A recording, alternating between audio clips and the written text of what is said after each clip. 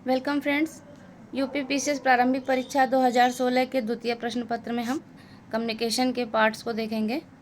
तो आज हमारा पहला प्रश्न है, वह अनुभव करने के योग्यता की समस्या का समाधान किसी परिचित वस्तु का असाधारण तरीके से उपयोग द्वारा हो सकता है। प्रकार्यात्मक स्थिरता के कारण, नियमबद्ध उपागम के कारण, नियामक रचना तंत्र के कारण या फिर सीमित क्षमता के कारण। तो इसका राइट आंसर हो जाएगा प्रकार्यात्मक स्थिरता के कारण। क्या हो जाएगा? प्रकार्यात्मक स्थिरता के कारण। अगला प्रश्न देखेंगे, बस पर चढ़ते समय कोई व्यक्ति अचानक आप पर चिल्लाने लगता है। अचानक आप उस पर चिल्लाएंगे, कंडक्टर से उसे शांत करने के लिए कहेंगे, चिल्लाने का कारण जानकर मामले को शांत करेंगे, या उस पर क्रोध करेंगे और फिर उसे शांत करेंगे। तो इसका राइट आंसर क्या हो जाएगा? चिल्लाने का कारण जान करके मामले को शांत करेंगे। देखिए, उस पर चिल्लाएंगे ये तो पूरी तरह गलत है। उस पर क्रोध करेंगे और उसे शांत करेंगे, यह भी अनैतिक है। तो चिल्लाने का कारण है जानेंगे, और अगर उसके बावजूद भी वो नहीं शांत होते हैं तो कंडक्टर से उसे शांत करने के लिए कहेंगे। लेकिन इसका एक ही आंसर है, तो चिल्लाने का कारण जानने की कोशिश करेंगे। नेक्स्ट है, आप अपनी बीमार माता जी के लिए दवा लेने जा रहे हैं। कुछ दूर जाने के बाद किसी तेज जाते वाहन से कुचले गए बच्चे को आप देखते हैं जिसका चालक भागने की कोशिश कर रहा है। आप क्या करेंगे? ऑप्शन है, तत्काल घायल बच्चे को आप पास के अस्पताल में ले जाएंगे, वाहन चालक को पकड़ने की कोशिश करेंगे, या पुलिस को घटना के बारे में सूचित करेंगे। डी ऑप्शन है, घायल बालक के माता पिता को सूचित करेंगे। तो आप क्या करेंगे? तत्काल बच्चे को पास के अस्पताल में ले जाएंगे।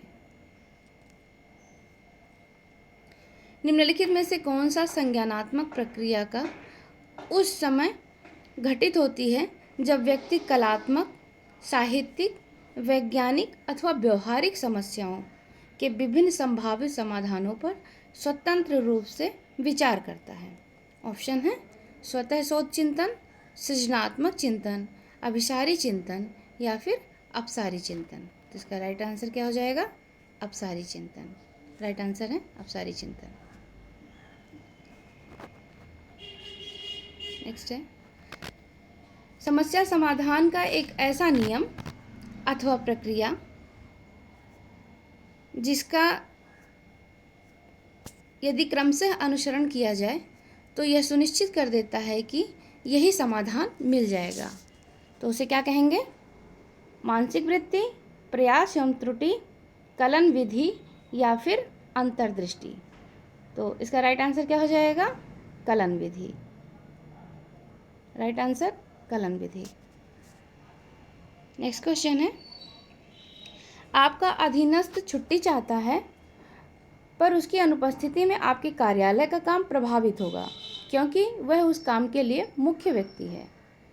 आपको चाहिए कि पहला ऑप्शन, उसके मामले को अपने उच्च वरिष्ठ को संदर्भित कर दें। दूसरा ऑप्शन, छुट्टी मंजूर कर दें। तीसरा, दूसरे व्यक्ति को उसका काम करने को कहें। और चौथा, उससे मिलें, छुट्टी के कारण के बारे में चर्चा करें और उसकी उपस्थिति की आवश्यकता के लिए उसे मनाने का प्रयास करें। तो इसका राइट आंसर क्या हो जाएगा? उससे मिलेंगे और छुट्टी के कारण के बारे में जानेंगे और उसे उस काम की महत्ता को बताएंगे जिससे कि वह काम करने के लिए मान जाए। नेक्स्ट है,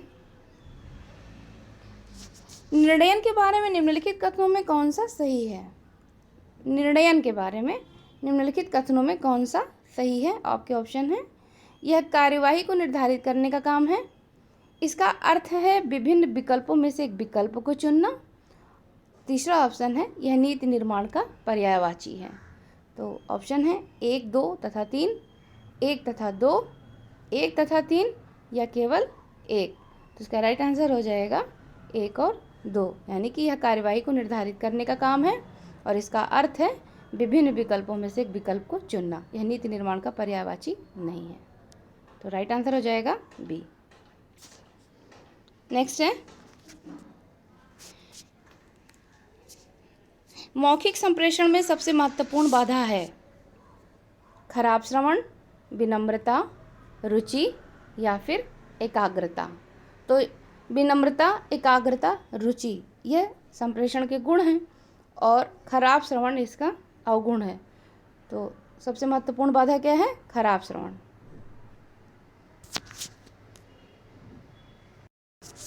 मौखिक संप्रेषण की प्रभावशीलता वक्ता की योग्यता पर निर्भर करती है। सरल भाषा प्रयोग की, लंबे वाक्य प्रयोग की, विदेशी शब्द प्रयोग की या फिर जटिल शब्द प्रयोग की। तो प्रभावशीलता की जो योग्यता है वो किस पर निर्भर करेगी? सरल भाषा के प्रयोग पर, सरल भाषा के प्रयोग की। नेक्स्ट है, अपने सहयोगियों के अधीनस्थों के बीच संवाद स्थापित करने का सर्वोत्तम विकल्प है। आवश्यकता अनुसार औपचारिक संवाद, स्पष्ट तथा ध्यानपूर्वक संवाद,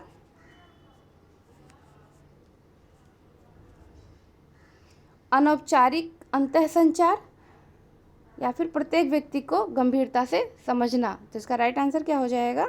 अनौपचारिक अंतःसंचार। अनौपचारिक अंतःसंचार। आपका एक वरिष्ठ अधिकारी आपको पसंद नहीं करता, इससे आपका कार्य प्रभावित होता है। आप इस स्थिति को किस प्रकार संभालेंगे? आपके ऑप्शन हैं, उससे उच्चतर अधिकारी से शिकायत करेंगे, निजी तौर पर एकांत में उससे बात करके, उसकी अनदेखी करके अपने कार्य पर ध्यान देकर, या फिर नौकरी से त्यागपत्र देके। तो इसका राइट आंसर हो जाएगा उसकी अनदेखी करके अपने कार्य पर ध्यान दे करके।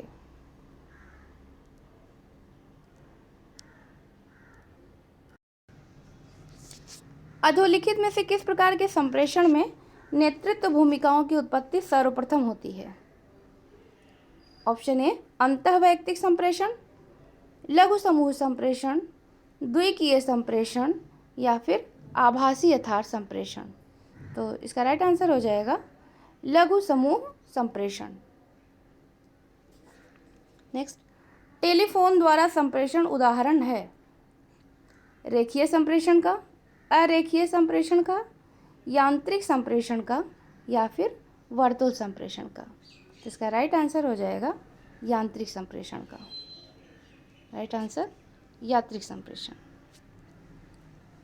मौखिक संप्रेषण में सबसे अधिक महत्वपूर्ण होता है कि आप क्या कहते हैं, आप इसे कैसे कहते हैं, आप इसे कहाँ कहते हैं या फिर आप इसे कब कहते हैं। तो इसका राइट आंसर हो जाएगा आप इसे कैसे कहते हैं।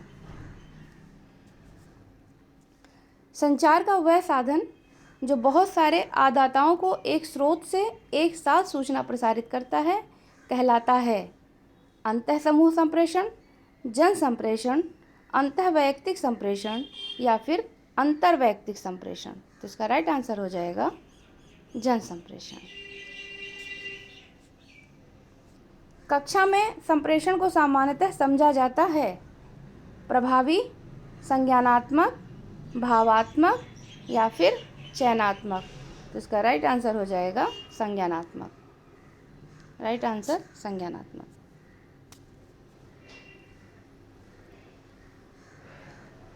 अब ये प्रश्न यहीं पर समाप्त करते हैं क्योंकि इतने ही प्रश्न थे। एक यहाँ पर और दिया हुआ है लेकिन उस पर आयोग ने स्टार लगा दिया कि एक वर्तुल संप्रेषण में संकूटक कूटभंजक हो सकता है जब वहाँ होता है शोर, स्रोत समूह, आलोचनात्मकता, अवरोध। तो ये सवाल लगभग गलत है, इसलिए इसे नहीं पढ़ा गया। और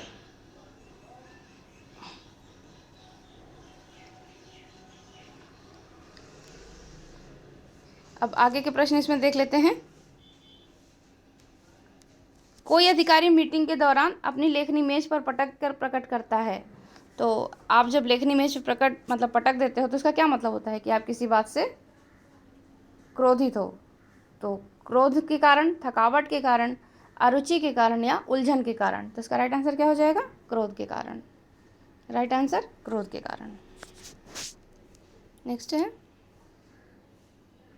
किसी व्यक्ति में दूसरों के साथ काम करने का सर्वाधिक महत्वपूर्ण अंतर्वैयक्तिक कौशल है उपलब्धता, संस्थिति, शक्ति या फिर योग्यता। तो इसका राइट आंसर क्या हो जाएगा? योग्यता। अपने सहकर्मियों के साथ वार्तालाप के दौरान साधारणतया आप गंभीर रहते हैं, मुस्कुराते रहते हैं, उनके विचारों के समर्थन में मुस्कुराते हैं, या सही समय पर मुस्कुराते हैं? इसका राइट आंसर क्या हो जाएगा? सही समय पर मुस्कुराते हैं। निर्णयों से संबंधित समस्याएं हैं भय, उम्मीदों से भय, भय एवं झूठी आशा, उपयुक्त में से कोई नहीं। तो इसका राइट आंसर क्या हो जाएगा? भय एवं झूठी आशा।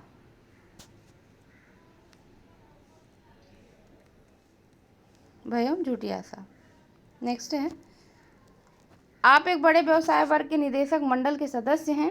किसी विशेष मुद्दे पर आप मंडल के निर्णय से सहमत नहीं हैं, तो आप मंडल के समक्ष अपना दृष्टिकोण उनके विचार हेतु रखेंगे,